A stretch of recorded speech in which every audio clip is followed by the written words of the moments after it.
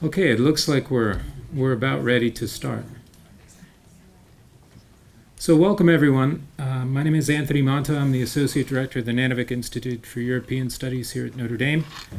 Welcome to the third installment of our fall film series, which is called Forms of Realism.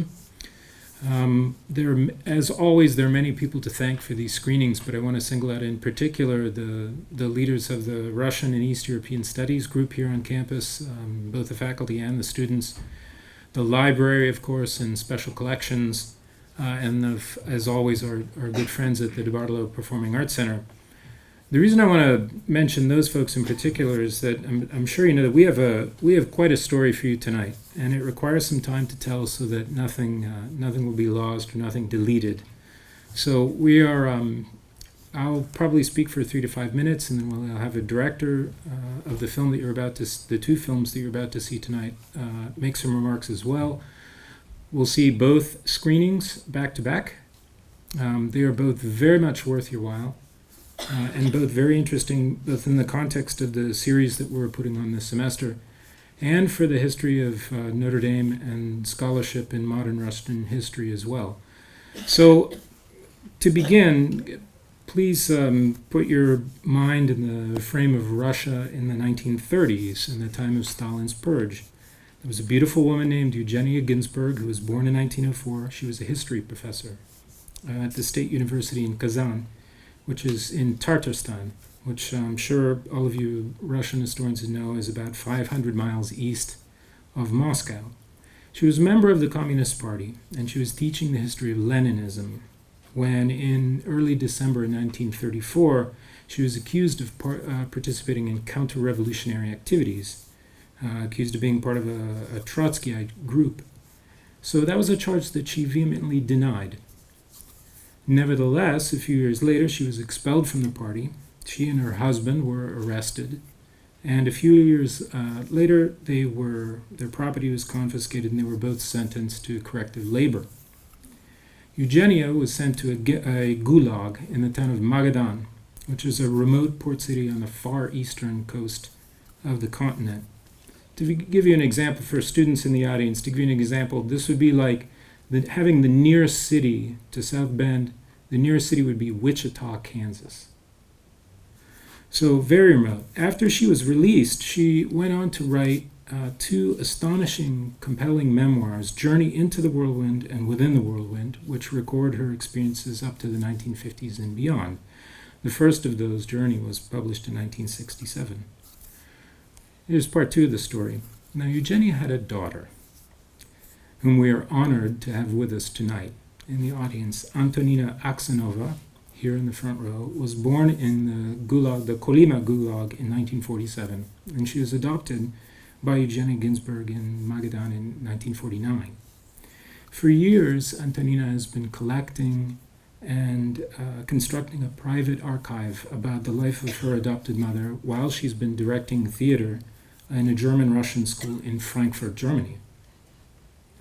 Through the efforts of Professor Simeon Leandros, who is here in the audience with us tonight, Notre Dame has acquired this extraordinarily important archive from Ms. Aksenova, who has been here this week helping to put her mother's things in order. So Ms. Aksenova, on behalf of the Nanovic Institute and all of us in Notre Dame, thank you for entrusting Notre Dame with the care of your mother's things. We'll take good care of them.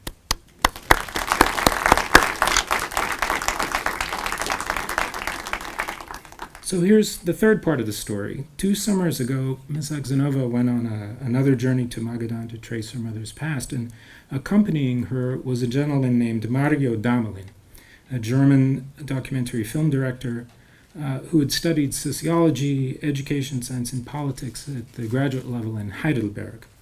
He started his professional life as a writer and a publisher, and then a book author. He wrote a book with a very interesting title called Twilight of the Managers, or The Spiritualization of the Economy.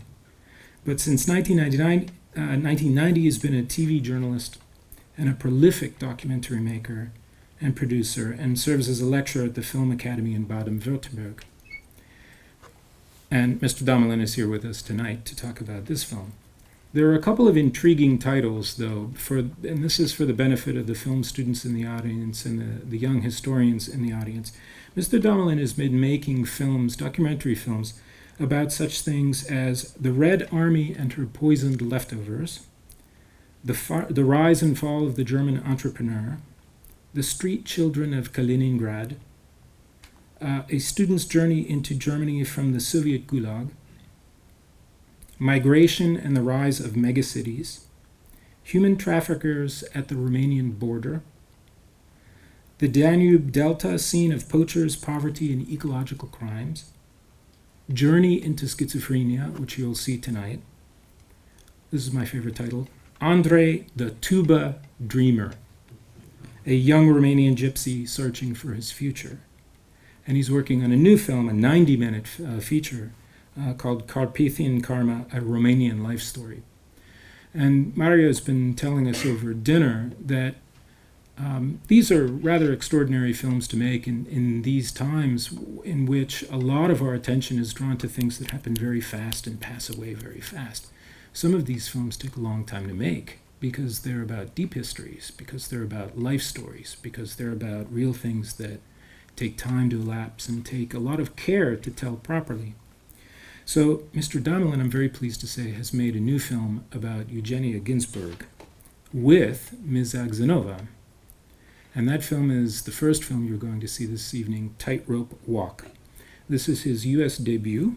So, ladies and gentlemen, please welcome Mario Damolin and Antonina Agzanova.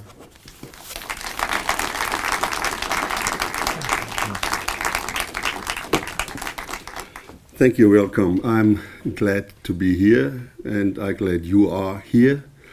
This is my first time in the United States. It's my debut. And the debut is coming on with a world premiere. It's not only the United States premiere, it's the first time this film will be screened in public audience. I want to beg a little bit mildly on my bad English. Sometimes I need to search the words, but I hope I can explain clearly what the film is about, the two films are about.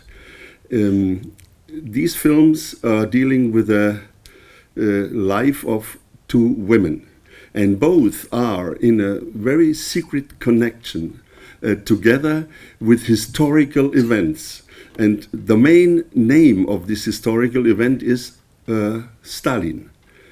The first film about Eugenia Ginsburg is a film about a woman who had really 17 really hard years in Gulag, banishment, exile, really bad experiences, the fear to die, to get killed, and so on.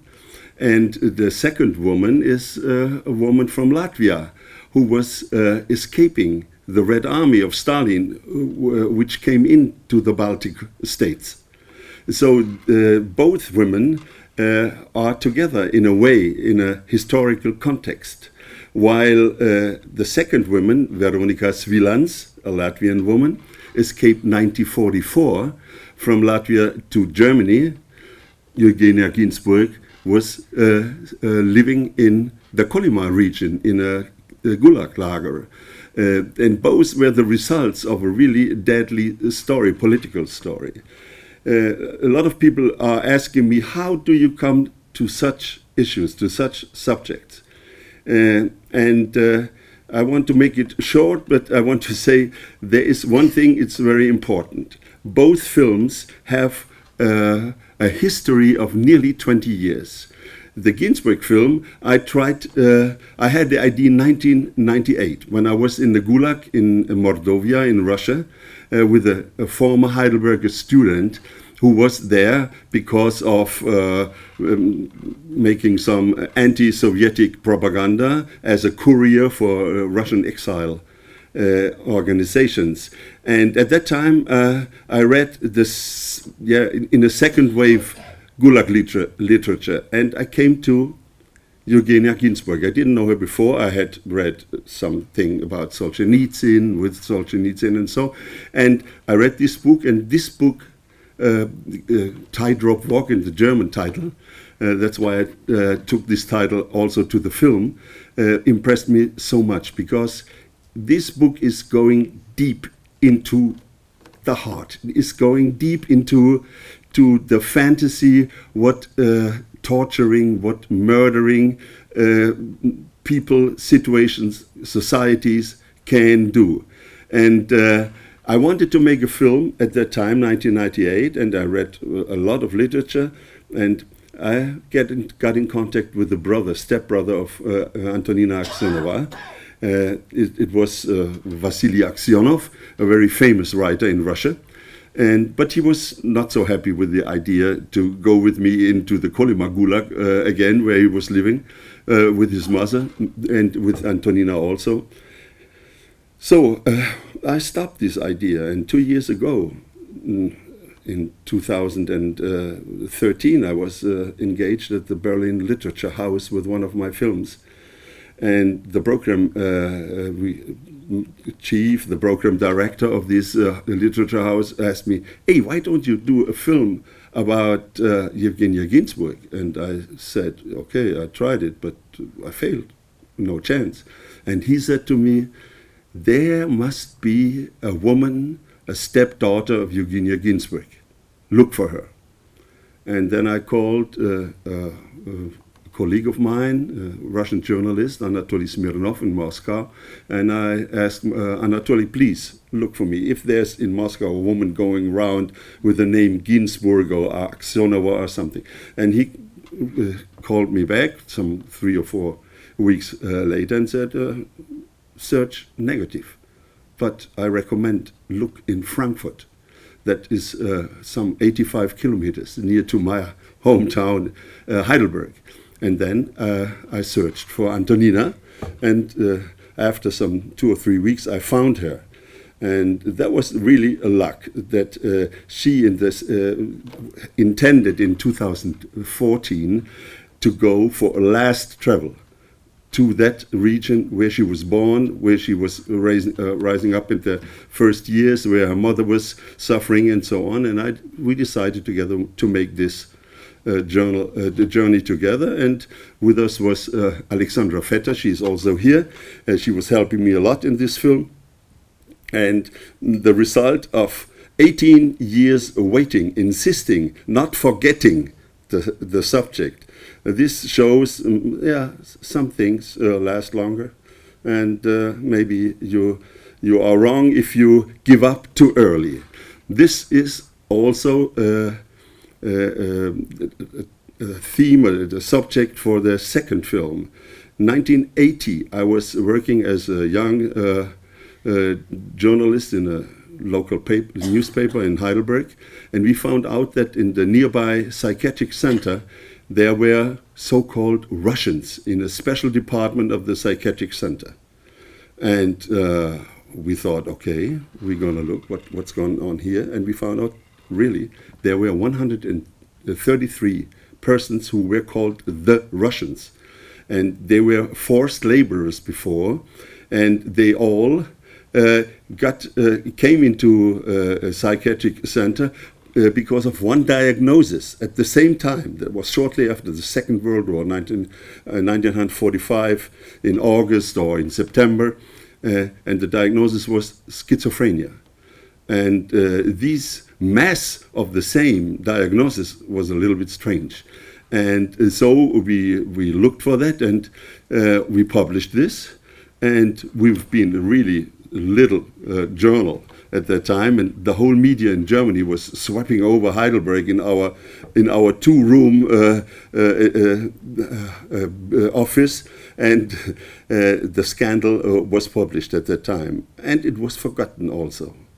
In 1994, I thought, okay, I will look. These people still live?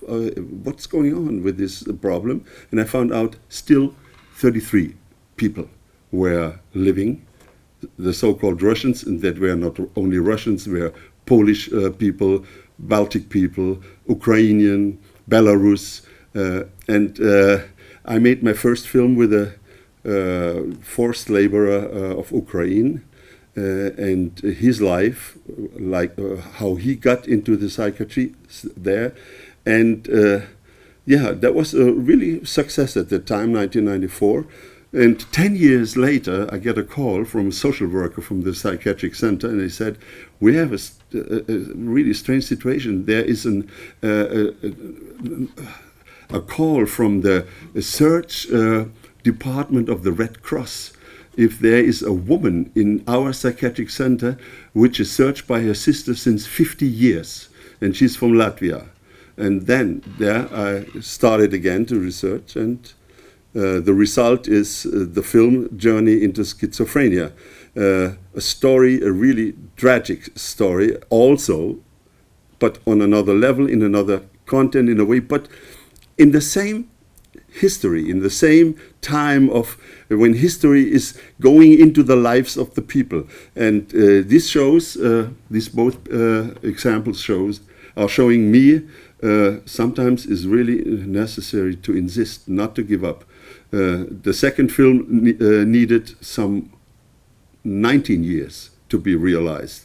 The first film needed 17 years to be realized. So you will not get rich with this. Always to wait till the time comes for making a documentary on special subjects. But I think it's worth, because you have the chance to show things other people are not able to show because you have waited.